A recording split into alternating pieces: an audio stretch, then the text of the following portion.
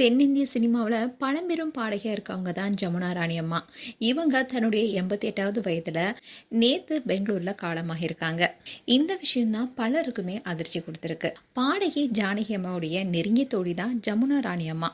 இப்படி இருக்க சூழல தான் ஜானகி அம்மா இறந்த சில வாரங்களையே இவங்க காலமாக இருப்பது ஃபேன்ஸ் மத்தியில் மேலும் வருத்தத்தை ஏற்படுத்தியிருக்கு.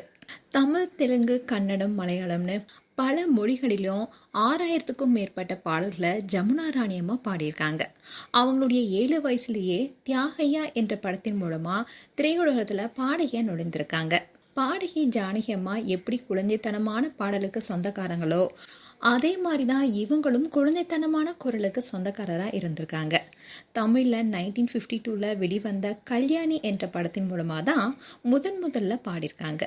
அதுக்கப்புறமா காலை வயசு கட்டான சைஸு என்ற பாடலும், பாட்டு ஒன்று கேட்பேன், குங்குமம் பூவே கொஞ்சம் புறாவே, செந்தமிழ் தேன்மொழிகால், சின்ன சின்ன சிட்டு போன்ற அந்த காலத்தில் பல பாடல்களை பாடியிருக்காங்க.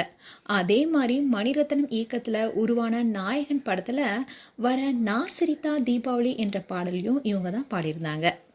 இன்னும் தான் ஜானகி அம்மா ரீசெண்டாக இருந்தாங்க.